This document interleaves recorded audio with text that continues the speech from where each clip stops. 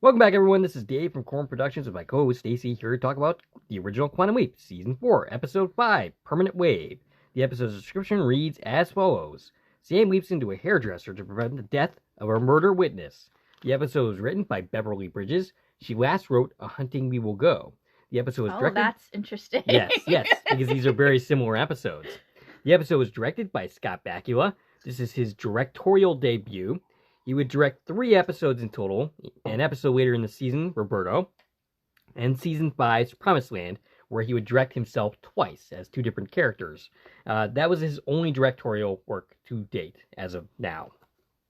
The episode takes place on June 2nd, 1983, and originally aired on October 16th, 1991. Before going any further, I'll tell you a couple of things. One, this is not a spoiler-free podcast. If you haven't watched the episode, I highly recommend you go and check it out, and then come back and give us a listen.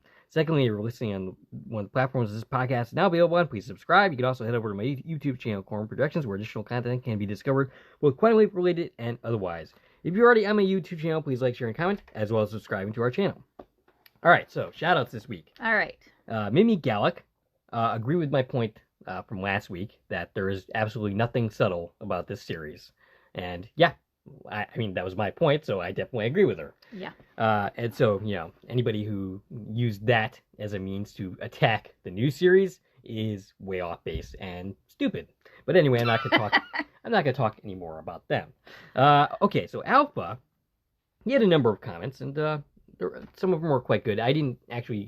Usually, I would have copy and pasted them so I could reference them a little bit more. But I didn't do that this time. Okay, so go wing it. Yeah, but yeah, he liked the dialogue we had last week regarding last week's episode.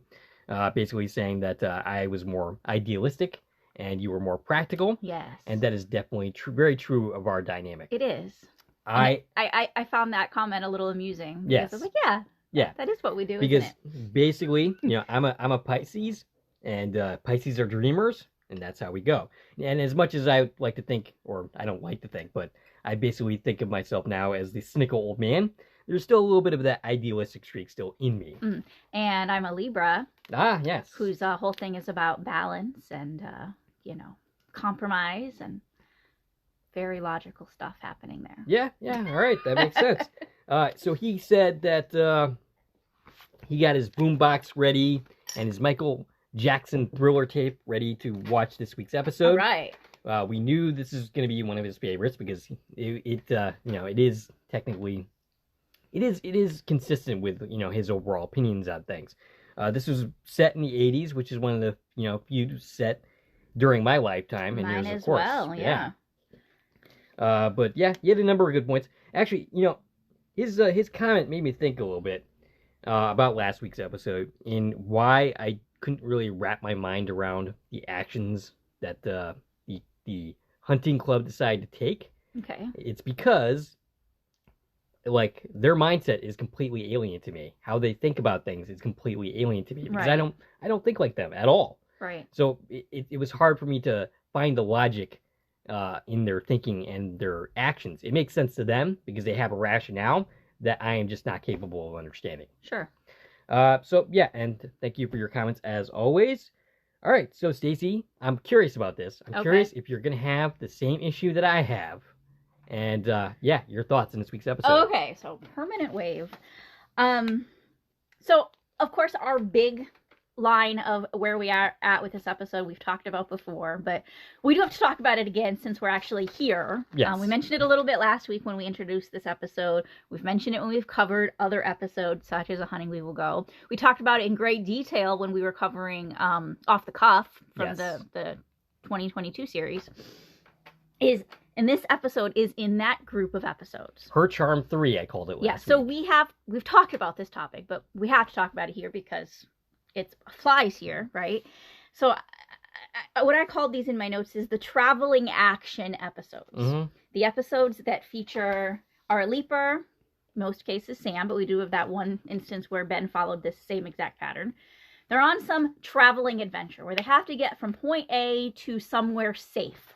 Yep. Right? That's the whole thing, is they're trying to protect someone and they're trying to get somewhere safe. And where is that safe place?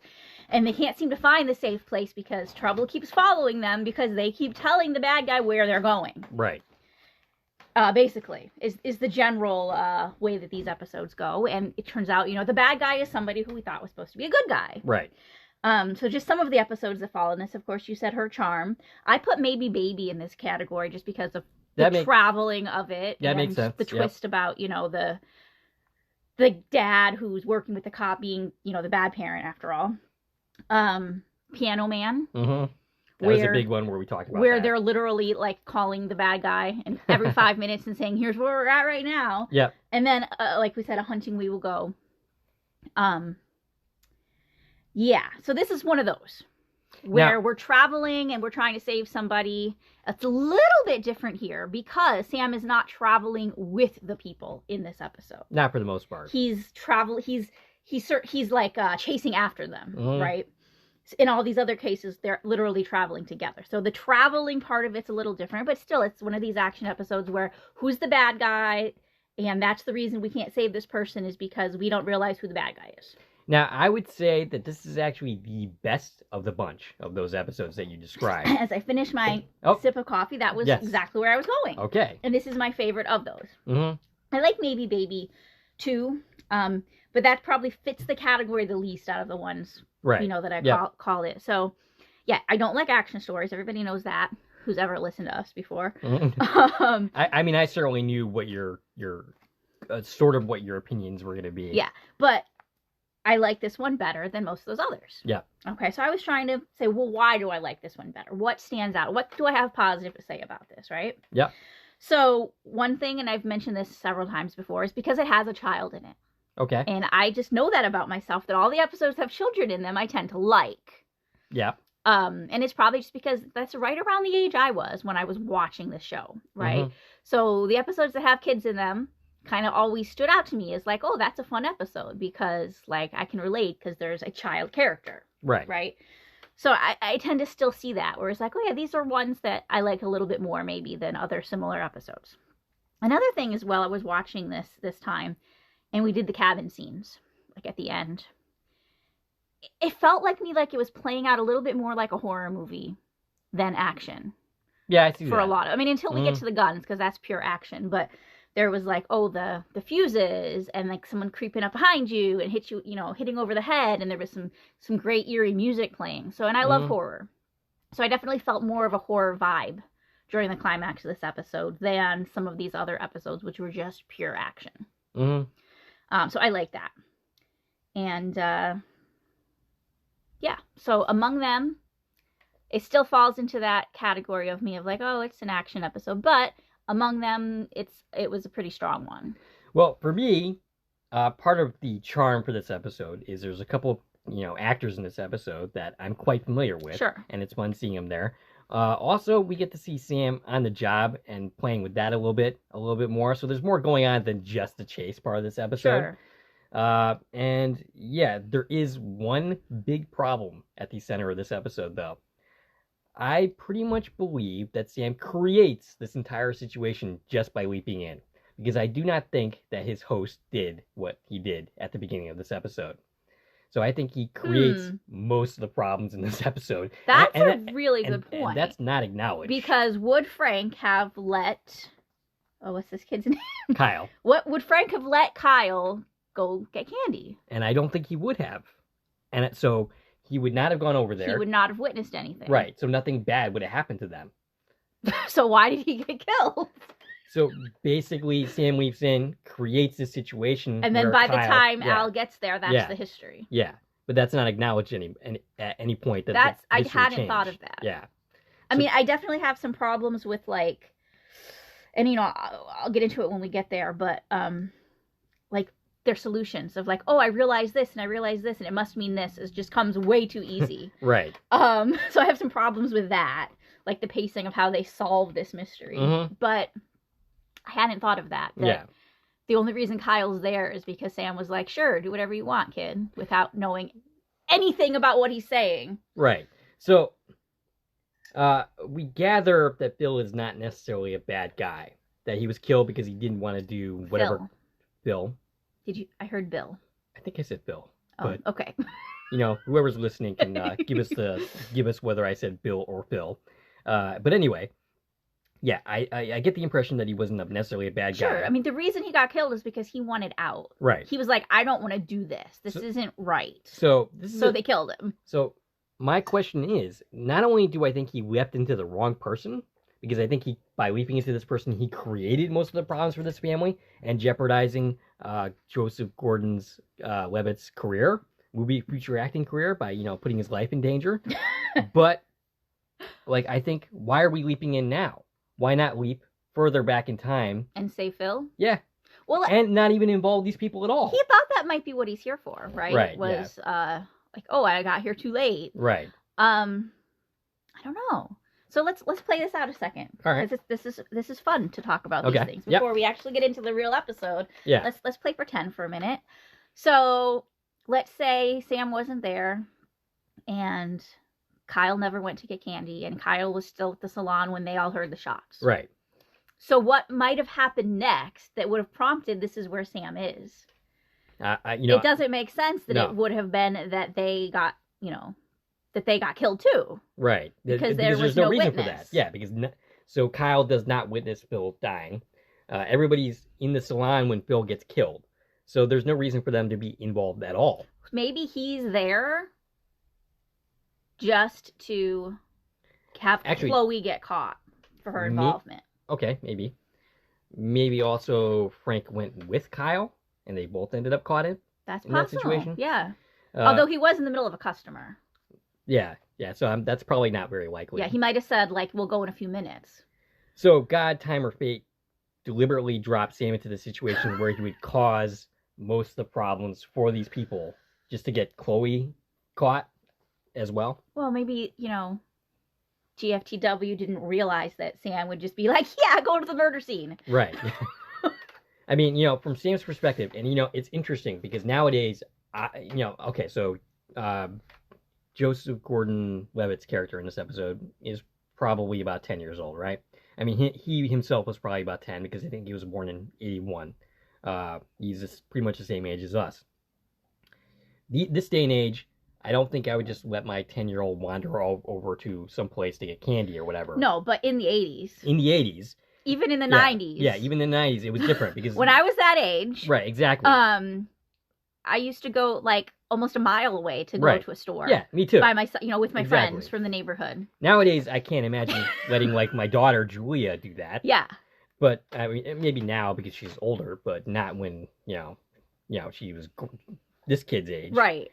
So but Sam is from the time frame that we're talking about where we would have done that. So he doesn't think anything of that this. was the present day for them. Yeah. Where that was totally normal. Mm-hmm. Like, kids go. Right. Yeah. Go out the door and come back when the sun comes down. Yeah. Basically. But the fact that he just left in, has no idea who he is, has no idea who this kid is. Right. The kid's sweeping the floor, wearing a leg brace. Mm-hmm. Maybe you should have said, let's wait a second. Right. Let's finish what we're doing and put a pin in that for a minute. Right. Let me catch my breath and see why I'm here. Because, bad stuff tends to follow you, Sam. That's why you're here. Right, yeah. So, I think Sam basically creates the situation that follows these characters around for the rest of the episode. And Al doesn't really acknowledge that any history changed, but I don't see how it wouldn't have changed. Yeah. Because I don't see Frank doing And if he didn't look at anything until it had already changed, because it had changed so quickly, then, he wouldn't even know that it had already changed. Mm-hmm. All right, so do we have anything else to say, or should we just dive into this thing? Well, we've already went pretty deep, so we might as well jump into our scene by scene and just hit it as we go. All right, so Sam leaps in. He's a hairdresser. A young kid, Kyle, played by Joseph Gordon-Levitt. He has 93 acting credits, including The Dark Knight Rises, Inception, 50-50, Looper. How many credits did you say? 93. Okay, I wrote 322. Acting credits? I thought so. Well, let's look into that. You keep talking, and I'm going to pull it up, because I think that's a big discrepancy. Maybe I grabbed the wrong number. It could be that's like the total credits of everything he did. It could be. But yeah. Okay, so he was also in Third Rock from the Sun, a comedy. That's where he got his big break from. And yeah, basically I can keep going on that actor. Yeah, I didn't even write any credits. All I wrote was 322 credits, and I was like, you know what? Dave's going to handle that. Because I was like, I can't look through this whole list to pull things out. It's just too much. All right, so I'll keep talking while you do that. Okay, so he asked to go across the street to get some candy. Sam says yes, and Kyle, by the way, seems surprised by this. In fact, I'm kind of curious, since he is so surprised and knows his mother's rules, why he would even bother asking. Right. But, he just thought he'd try. Right. He really wanted some candy. Yes. So he goes across the street. Chloe, who works with him, gives him some crap about some customer. She's played by Layla Ibe, and she's credited with 3 appearances, but she was only really in 2 episodes.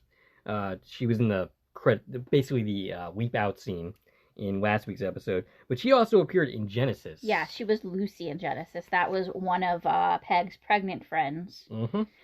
Okay, so I got it up. You're right. The 94 acting credits. I pulled his total credits number for some reason. Okay. So that's a lot of things he's done outside of acting. Yeah, He's a very busy career. Yeah, he's a star for sure. Yeah, absolutely. So Layla was in Genesis. She also was in Pleasantville. I love that movie. Oh yeah, that's one of my favorites. 3 episodes of Party of 5. Mm-hmm. Of course, I watched that back in the 90s. Yep. And 2 episodes of Murder, She Wrote. She was also in Jag, which is Donald Belzerio's other series, and a Tom Hanks movie called Big, which is another nostalgic movie. All right, so Chloe asks where Kyle is, and Sam tells her, and she starts freaking out, telling him he isn't allowed to go anywhere by himself, and Sam, of course, is confused by this. Yeah, he's like, why not?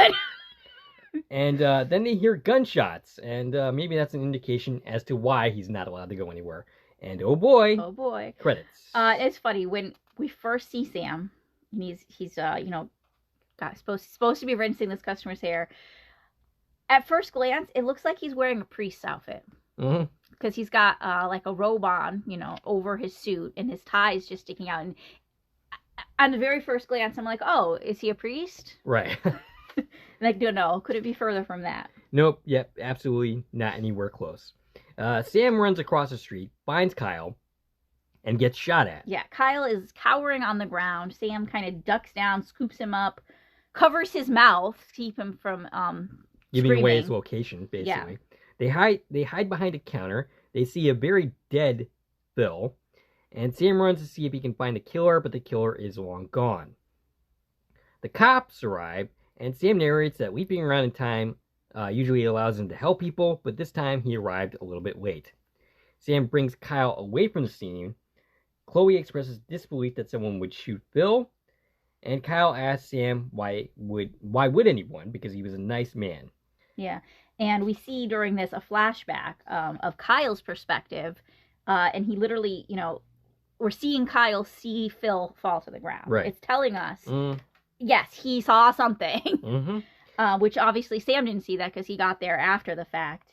And, this brought up for me what you were asking last week is, I guess that they didn't deem Phil worth saving. Right, yes. You were asking, like, why is one person more worth saving than another? Right. Well, they didn't think Phil was worth saving. I guess because not. He definitely did not get here in time to save Phil. Right. There was no chance. Yeah. He had no chance of saving Phil at all. So Kyle's mom arrives, and she's played by Doran Clark. She has 34 credits. A couple on Matlock, Murder, She Wrote, and a movie that I knew nothing about, but it was mentioned at one point by Ashley Wright in our comments, the movie The Warriors. She was also in that movie. Okay. He actually brought that up during Private Dancer as a comment on that particular podcast. I also have she was in an episode of MacGyver. Oh, yeah. I think that show comes up a lot in credits for Yes, us. yes, yep. She quickly realizes that Kyle was involved and that Sam wasn't there, and she's mad. She makes a pointed reference to Sam, not being his father, and she asks if the police questioned them. Sam says he told them to wait, but Laura just wants to get him out of there. They go back into the hair salon where Sam tries to talk Laura into talking to the police, but she doesn't want Kyle to be a witness and hints that she's gone through this before. Laura leaves, and Chloe tells him about a customer, which is when a detective comes in, Detective Ward, played by Harry Groner. Now, this guy, if you actually look at his Internet Movie Database page, it's hilarious because it seems like he was on a mission to star in every 90s TV show ever created. That's true for so many of the character actors that guest star on Quantum Leap. he was not in the X-Files, just for the record. Oh, okay. But he was in Star Trek TNG, Star Trek Voyager, The West Wing, Enterprise, where he had a reunion with Scott Bakula, a 14-episode stint on Buffy the Vampire Slayer, and, even more funny than that, he also appeared on Third Rock from the Sun, where he might have had scenes with Joseph Gordon-Levitt. I didn't actually watch the episode to look, but he very well could have had a reunion with him, too.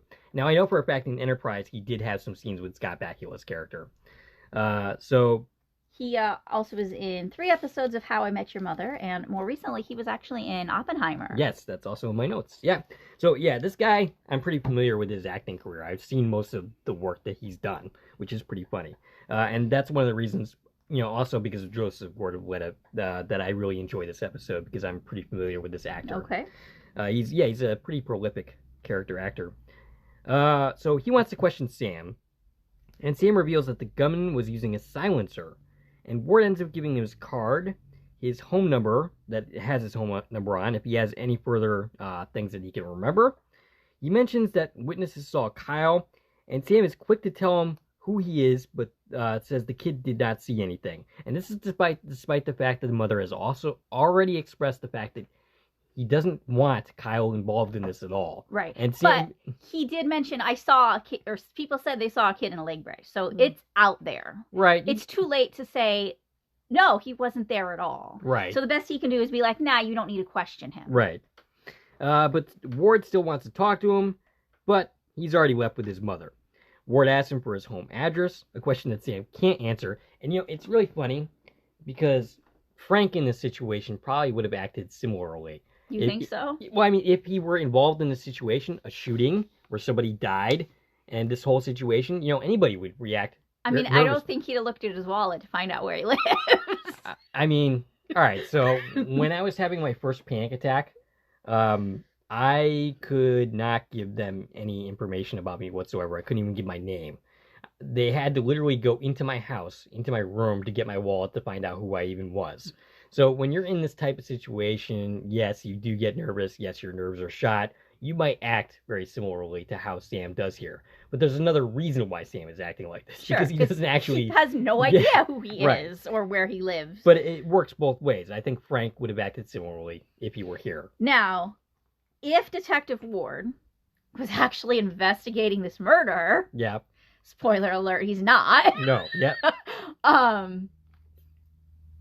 Sam might look a little suspicious here. Well, I would think that he would look suspicious regardless, because he might be acting nervously because he recognizes Ward. And he might be, trying to gauge that, like, oh, do you know who I am? Right, yeah. Are you just waiting for me to leave so you can call a different cop? Right, yeah, exactly. So either way, whether he's, not the actual villain of the piece or not, I think he would be looking at Sam, side-eye based on how he's acting here. So he ends up looking in his wallet for where he lives, and he lives here at the salon. Yeah. So who knew? Right. So he lives upstairs, and he points out that Ward ends up pointing out, this is this address, so you live upstairs? Which brings us to another point. He was like, Kyle already left with his mom. Yeah, they left to go upstairs. Right. They're here. Yes. So if he wants to talk to him that bad. Right, yeah. Well, of course, I don't think Sam knows that at this point. He doesn't actually know where Kyle and his mother went. She said, I'll see you at home. Which he doesn't know is upstairs. But once he knows that, yeah. A minute later, the cops should have put 2 and 2 together that this is where they're at, right? Right, maybe. So Ward says he'll be in touch, and that night, Sam is playing Future Boy with Kyle, complete with tinfoil hats. Al appears at the end of this, 9 minutes and 42 seconds into the episode. Sam puts Kyle to bed. Al also wants a story, and he plays off saying Al's name by saying, Al, little kids need to go to bed, or something along those lines. But he does basically a dad joke here. So Laura's mother comes in to also read him a story, and Sam goes to talk to Al, who tells him he's not just any hairdresser, but the hairdresser. He's apparently quite famous. I never heard of him, but then again, I was only 2 at this time. Yeah, you've never, needed a famous hairdresser in 1980s Beverly Hills, apparently. Nope, I did not. I wonder what he charges. Probably a pretty penny. Sam says that this is a nightmare, and Al goes on to describe why it's his version of heaven, and says that he gets to play with hair, but all Sam was playing with, according to him, was a dead body, a scared kid, and a distraught mother. And I would also argue that Sam was also playing with the killer as well. Sure, but he doesn't know that. Right. He has no idea what's going on. Al also told us that Frank Bianca wasn't even this guy's real name. Right. His original name was Maurice Lipschitz. I mean, that's a hell of a name. But the pharmacist's name was Phil Hartman, and I'm wondering if that's any relation to the late Phil Hartman, the comedian and actor. I wonder if that's even they intentionally referenced him. At this point, I don't think he had yet passed away. That's an unfortunate story. He ended up getting killed by his wife. But moving along. Ziggy says there's an 86% chance that Sam's here to find the killer. Yes. And apparently both Kyle and Laura were also eventually murdered. I'm curious as to, there's no reference to what happened to Frank. Why didn't he also get caught up into this? Yeah, so Sam was like, well, Kyle saw the killer. Did he ever talk to the police? And that's when Al said he didn't get the chance to, because within the next 48 hours, Laura and Kyle are murdered. Now, Al says that they found Kyle's body on the way to Arrowhead, but Laura's body was never found. Right. Okay, so I got some issues here. First off, if her body was never found, why do we assume she was murdered? Right. I would think the first assumption would be that she was involved somehow. Mm-hmm. Or at least that would be a suspicion if they literally never found her and never solved any of this. Right. But we're assuming automatically that they were killed. And that it's the same person, which, I mean, I guess that makes sense, but it's all very, we're making a lot of assumptions, right? Not to mention, we don't change anything, and they make it to the cabin just fine. They don't end up dying, or, there's nothing changes here to stop them from getting murdered. No, things do change, because I think they would have left at a totally different time had Sam not intervened. Gotcha. Because he stopped her from leaving a couple times before she actually left. Okay. So that whole thing probably would have played out in a different timeline way. Okay. But the other question I have here is the fact that Ziggy says there's 86% chance you're here to find the killer. Oh yeah, and by the way, they're gonna die too. Right. So you're not here to actually prevent their deaths. Just to find the killer. Just to catch the killer. Right. So we don't care about anybody in this episode. Not Phil, not Kyle, not Laura.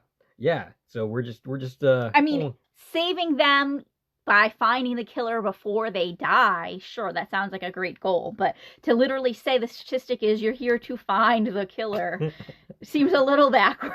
Right, yeah. Maybe to stop the killer would be a better way to phrase that. Maybe. Apparently this has happened to Laura before. Her husband Sal was gunned down by the mob after he was set to testify. Yeah, he had witnessed a mob hit. A mob hit, thank you. About 3 years ago, and then about 2 years ago is when he was about to testify and they had him killed. And Sam asked what's at Arrowhead. Apparently Frank has a cabin there, so that's where they're headed, is this cabin that Frank owns.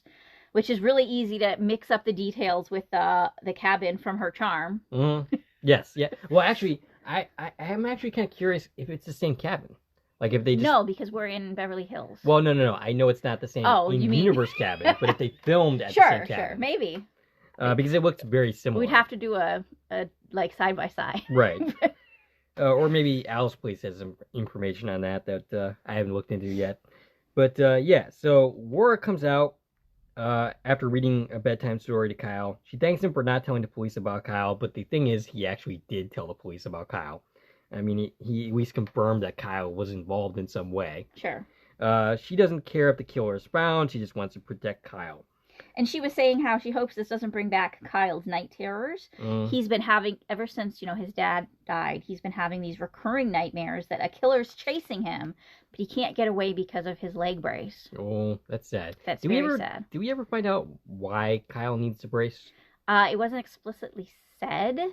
Was he born that way? But it's a persistent condition, right? If he's been wearing it for 3 years. Right, it's not like he has a broken leg or something. Right. So, the next day, it's a busy day at the salon. We see him at work. BSing his way through it. He gives like one girl like So his first customer that we see, he doesn't know how to cut hair, right? Right. So you're right. Like we get to see some of this. How do you do your job stuff? I mean, maybe he should have just canceled his appointments for the day. I mean, he could have. Yeah, he would have had a good reason to, right? You're dealing with some stuff right now. Actually, what's really funny is there's a murder across the street. Right.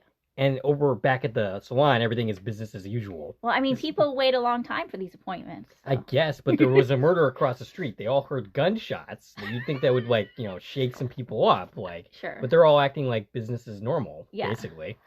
So yeah, Sam has to cut this lady's hair, and he don't know how to do that. So he like cuts one little piece of hair, and is like, "It's perfect." Right. Don't mess with perfection. Exactly. And she's like, "Oh wow, that's brilliant." And this character is named Mimi. She's played by Christine Cattell. Did you get any credits on her? No, I didn't. I didn't look into any of these customers. So he ends up talking to a pair of twins, and he's teasing the heck out of Al. And Al ends up spying on them, seeing them undress. Ziggy says that he has to get Kyle to tell the police what the killer looked like. Ziggy's way off there. I mean, I guess there's really no way to know. Yeah, that wouldn't have been helpful. No. That would have made things even worse. I mean, unless we're talking to someone other than Ward. Right. The twins, by the way, are played by Candy Brow and Randy Brow. So Probably they're sisters. Less, of course, they're twins. Right. Their credits are almost identical, so I assume they played a lot of twins. They had a lot of little one-episode appearances in the 90s. Interesting. So Sam suggests he get the details from Kyle and then say that he himself saw the killer.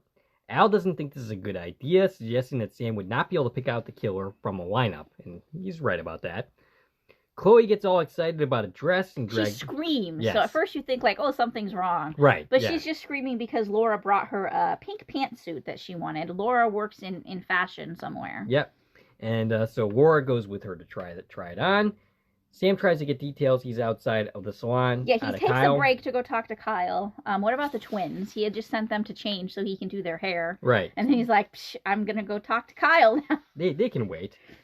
Bringing Al into it as his invisible best friend. Yeah, he's talking, so he's giving him a Captain Galaxy story. And it says Captain Galaxy's best friend is Al, and he is invisible, so he can watch things without anybody seeing him, and they end up going into this little fantasy story that Kyle was there yesterday, and Kyle was also invisible, so nobody saw him, so he doesn't need to be scared to say what he saw. So he ends up remembering that Bill said that he didn't need any more of his junkie money. I like the junkie monkey better. Yes. And this is when Laura returns, and she gets upset with Sam, and they end up leaving. Sam asks Al if Bill was selling drugs without a prescription.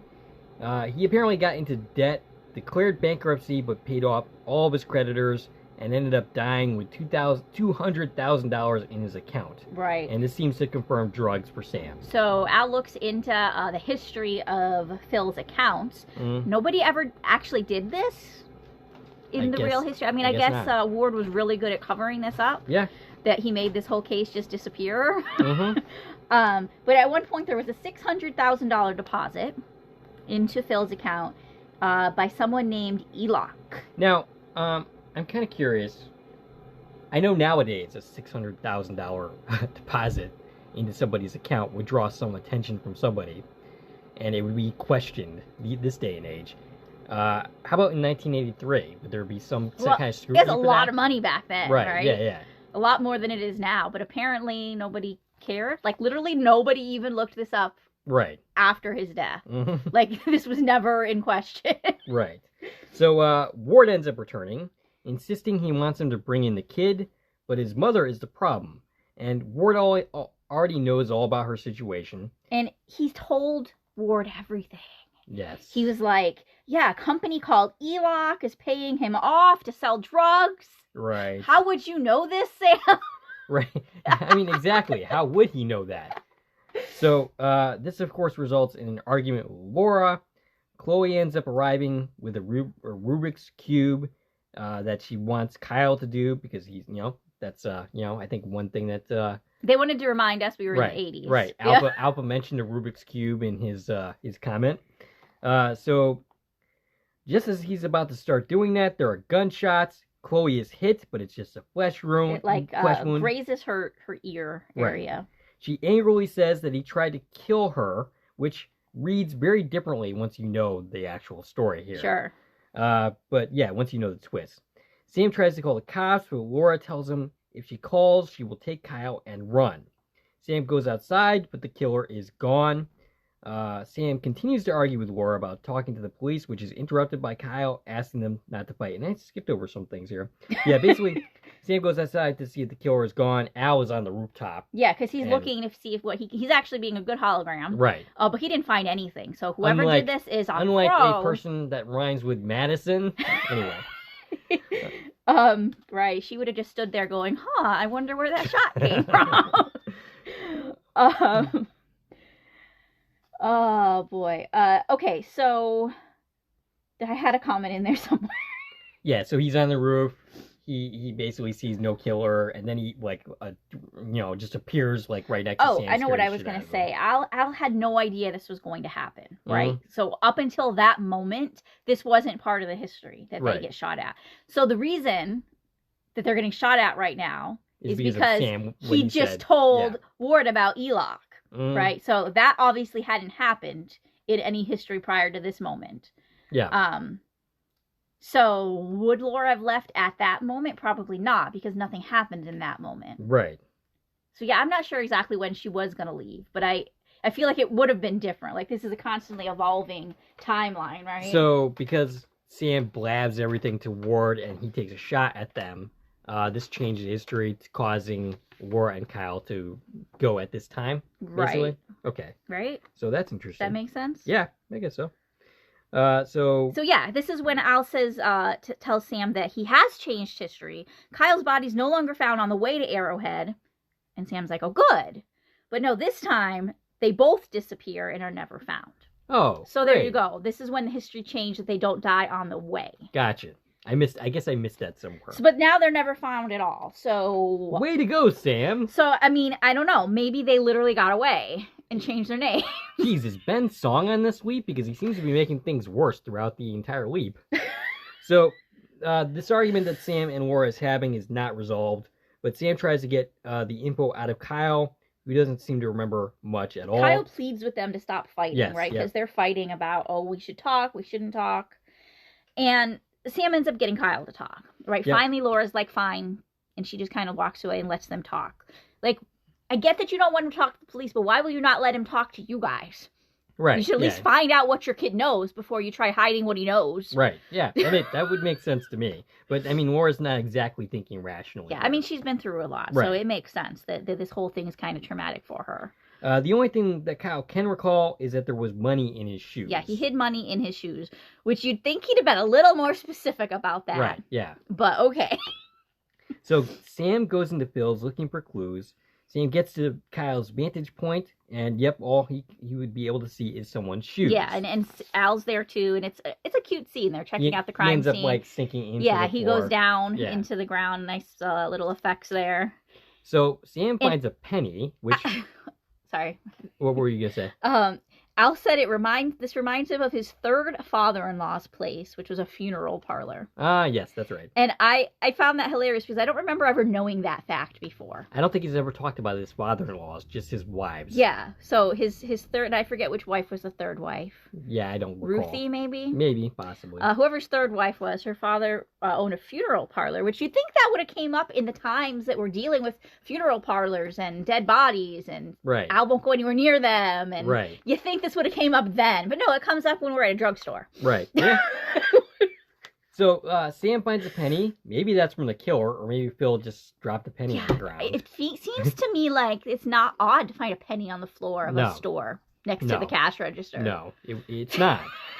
So meanwhile, Kyle and Laura are headed to the cabin, and Kyle is upset that they didn't tell Sam, and Laura's kind of short with Kyle here, like, stop talking about this. Yeah, we know that she did tell Chloe, however, and said Chloe will tell him where we are, and then he can come join us. Another instance of telling the bad guy where you're going, unfortunately. Exactly. So Chloe goes and tells Sam, and, actually, I'm kind of wondering why she even bothered. Like, this is actually against her interests. Well, maybe the plan was to get him there, too, so they could also kill him. So they never mention what happens to Frank. Like, they don't mention ever killing Frank. Right. He doesn't disappear. So maybe in, like, not the original history, but whatever version of the history that these people died, but Frank didn't, he just didn't care enough to get involved. Yeah, he just stayed at the... he was just like, whatever, I got twins to deal with. Right, you guys go off and die, I don't care about you. All right, so, okay, so he's called the police, but he's already on his way. Yeah, and because a woman called. A woman called the station 20 minutes ago, and Ward took off for Lake Arrowhead.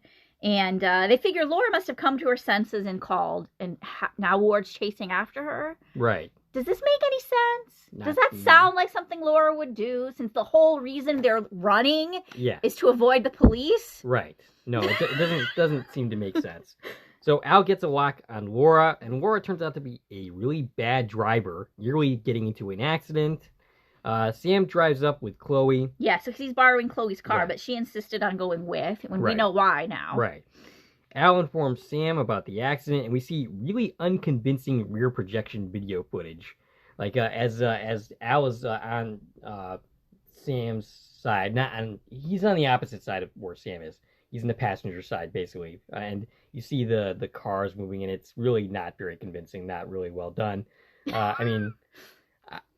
I guess this is 1990s tech. So early it's not, 90s. Yeah, so it's not really great anyway. But it seems worse than usual. But anyway, I didn't pick up on that. Yeah. So Laura is 10 minutes from the cabin, but now of course she's wrecked, so she's not going anywhere. Right. And Al goes to center on Ward to see how far away he is, because of course he's coming to help Laura, right? Right. And they find out that he's already approaching the lake, so he must have passed Laura. Right. So Al wants him to turn around, and like, there's trouble back there. But then he notices Ward's shoes, which happens to have little pennies in them. So Ward's wearing penny loafers, and instantly, now this is one of the places I have a problem with, Al equates the fact that Ward's wearing penny loafers with Kyle saying the killer hid money in his shoes. And instantly, just like that, Al knows that Ward's the killer. Right. Now, penny loafers were very, very common in the early 80s. Yeah, I was not aware of that. This feels like a super stretch. Yeah. They were going to instantly jump to he's the killer. Not even suspect he's the killer, but oh my gosh, he's the killer. And boom, we're there. Right. There's no more searching to find evidence of this. They're just like, oh my goodness, he's wearing penny loafers. He's the killer. There was a penny on the floor at the store that couldn't possibly have just fallen from the cash register. Right, yeah. It was too quick for me. Gotcha. That we just instantly jumped there. And then, like, in the very next scene, confirm it. Right. I feel like this would have played out better as a red herring. If he gets there and is the good guy trying to stop Chloe from killing them. Right. That would have worked out better for me. Actually, I think I would have liked the episode better if that were the case. But, alright. So, Al appears to Sam, nearly scaring him off the road. Yeah, he almost gets in an accident, too, because Al pops up, like, right in front of him when he's driving. You think Al would know better than that by now, but apparently not. So, Laura and Kyle arrive at the cabin, having gotten a lift from someone who's basically a hippie-like dude. It was like a truck driver, right? Yeah, something like that. So Al was like, yeah, they're fine. They're 10 miles away, right? They're nowhere near him. But yeah, they got a ride to the cabin. And this is where it turns into a little bit of a horror movie. Right. So yeah, the cabin has no power. They go inside. The power's been cut. And Laura goes to check the fuse box. She leaves Kyle behind. He wants to come with. But she says the stairs are too steep for him. I'm not sure what stairs these are because she just walked outside where they just came from. And that's where power box was, and Kyle actually sees her fall, and at first I thought she got hit by something, but no, she just tripped and gets back up. At the fuse box, she's attacked by Ward. She realizes the fuses have actually been removed. Right. So it's not just a power outage, like there's foul play. Right. She calls out to Kyle because she realizes something's wrong, but then Ward grabs her. And then she's dragged away. Yeah, but we don't see exactly what happens to her. Right. Because in the very next scene, we see Ward now trying to get to Kyle in the cabin. And again, it's very horror movie. Like, I expect to see Jason Voorhees there. And And Al is suddenly there. We didn't have any indication that he was at the cabin at all until just now. Yeah, but he's basically useless. He's desperately trying to communicate, but there's nobody here he can communicate with. We Right. don't even got a dog to help, like nothing. Right. So he's just very helplessly observing the Right. situation. So Sam arrives on the scene with Chloe. Kyle ends up escaping through the doggy door. Right. And he's living out that recurring nightmare that he had, where he's trying to run away from the bad guy. Right. But his leg's slowing him down. So Right. his leg gets caught in the dog door. Ward grabs him by the brace, tries pulling him. So it's this struggle, and it's literally the nightmare that he had for the last 3 years playing out in real life. That did not occur to me. Yeah, and it's like a horror movie moment, this little montage. Kyle ends up falling into some water. It looks like a lake of some type. This is the lake, yeah. Sam ends up joining him and calming Kyle down because he doesn't realize. And he's it's like, Sam. I'm here. It's over. Right. No, obviously it's not over just because you're here. Right. What have you accomplished at this point, Sam? You got him in the water. It's not like he's a superhero who can stop bullets. But yeah, so Ward eventually finds him, and Sam tries to convince him that he doesn't need to kill them because Kyle doesn't recognize him. Yeah, he's like, this is Detective Ward, and he's looking for Phil's killer. Have you ever seen Detective Ward before? Right. And he's like, look, he doesn't know who you are. I would like to think that Kyle, even at 10 years old, would have been smart enough to lie, even if he didn't recognize him. But you never know. But Ward says it doesn't matter because Sam knows who he is. Right. I mean, obviously, that's a good point. Right. And he's about to shoot them, but then there's a gunshot, and it's Chloe who shot Ward. And we think, oh, yay, the day is saved. Yeah, Chloe somehow got a gun and shot the bad guy. Yep, but it turns out that she's actually the main villain who hired Ward in the first place. Right. Eloc is an anagram for Chloe, and Sam is basically asking, how did we miss that? How did Ziggy miss that? Well, Ziggy misses a lot of things. Sure. This I wouldn't necessarily pick up right away, but then again, I'm not super. But I mean, shouldn't you have looked into all these people? Yeah. Because if Phil had these giant deposits on his account, shouldn't Chloe have giant deposits somewhere too? Since you she's would figure the one, that there would be some record. She's the one profiting off of all of this, so she'd have even more money at her disposal. Unless she did like some weird thing where she set it up in some other person's account. Yeah, it's under the name Eloc. Right. Well, I mean, like, yeah. But she's spending this money somewhere in her life because she was never caught. Mm-hmm. So Sam stalls, asking who she's selling to, and Al points out that it was to his customers, but then he realizes, oh yeah, you're stalling for time.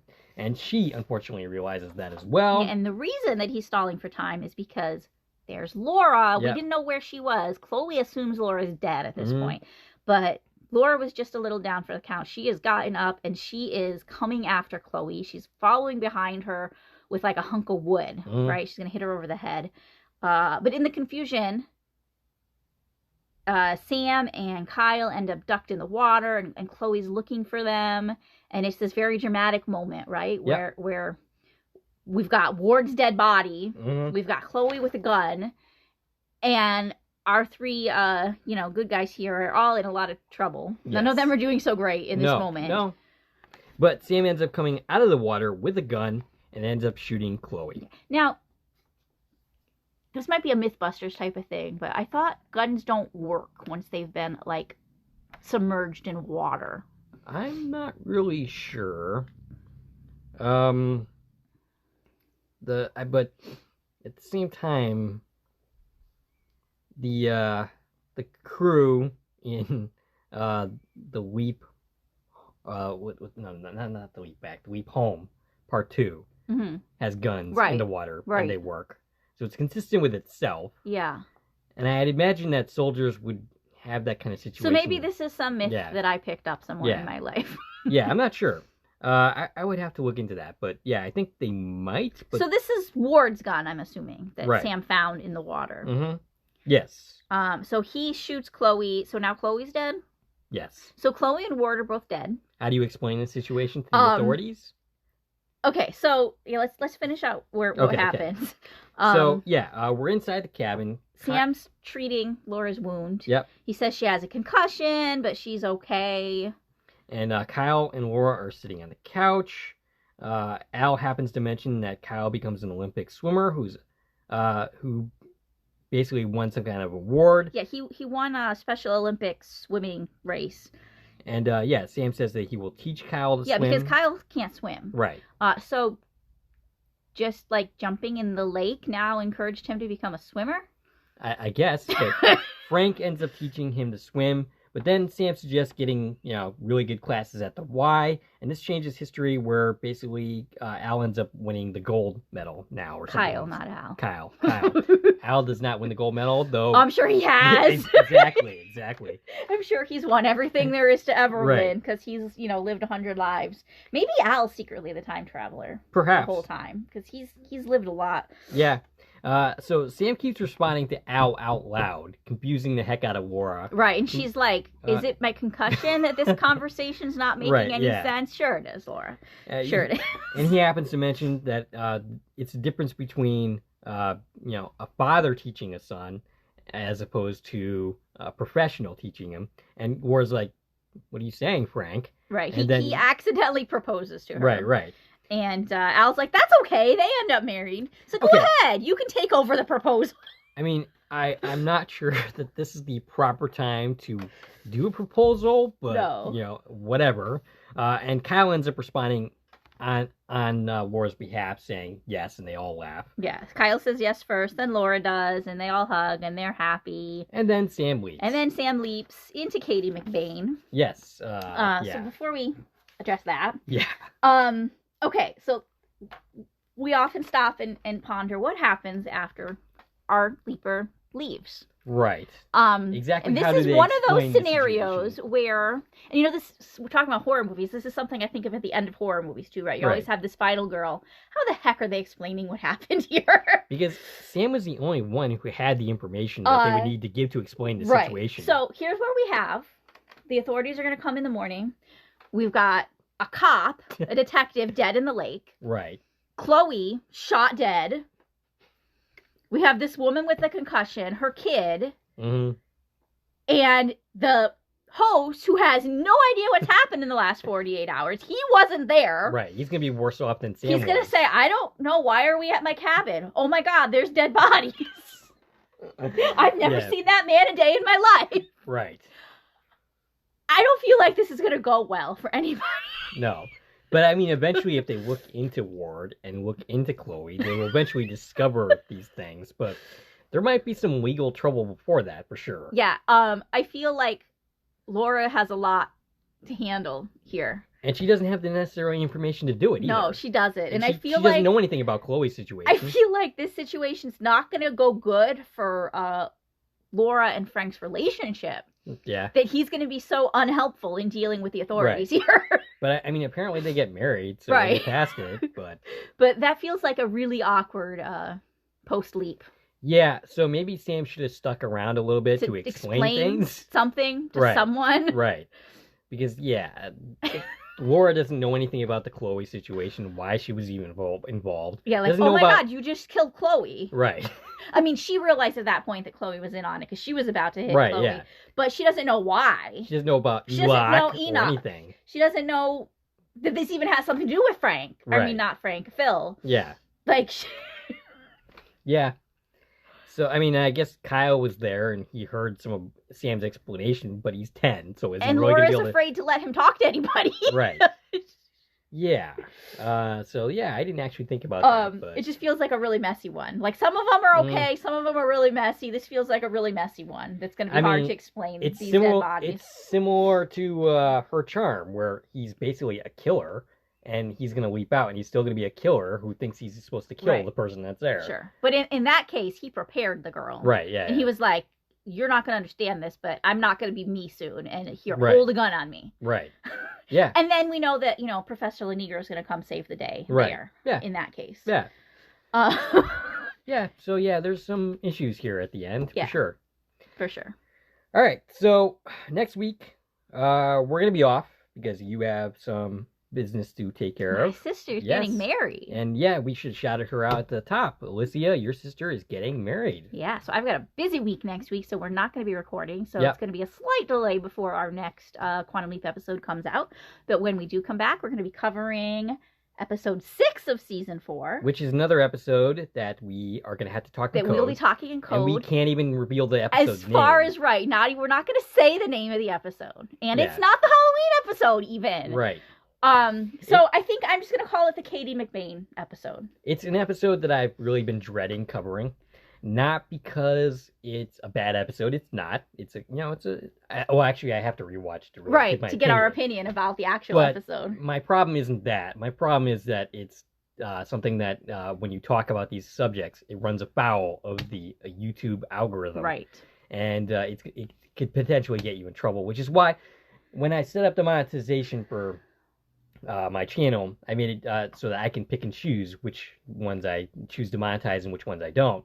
This is the episode that was the reason for it, because I knew this was coming up, and I knew it was going to be a problem. Yeah, so I say we don't put the name of the episode in the title or in the thumbnail. Yeah. And try not to even say the word while we're talking about it. Right, and it's going to be a very hard episode to talk about. So even more so than just we're going to have to come up with, some really creative ways to talk about the subjects in that episode without using words that are going to upset the algorithm. And hey, if you guys have any suggestions about what language we could use, I don't know if we should ask them that. No, probably not. They might make it worse.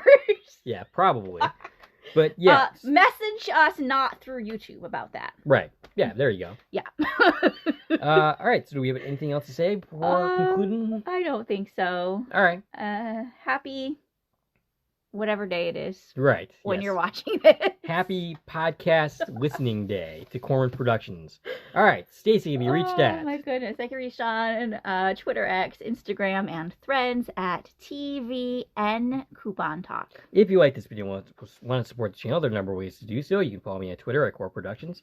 You can join one of my Corwin Productions Facebook pages. You can buy something from the Corwin Productions store on Zazzle. You can buy me a coffee. You can join the Corwin Productions membership for 99 cents a month. And of course, you can like, share, and comment on this video, as well as subscribing to our channel. This is Dave and Stacie from Corwin Productions, signing off.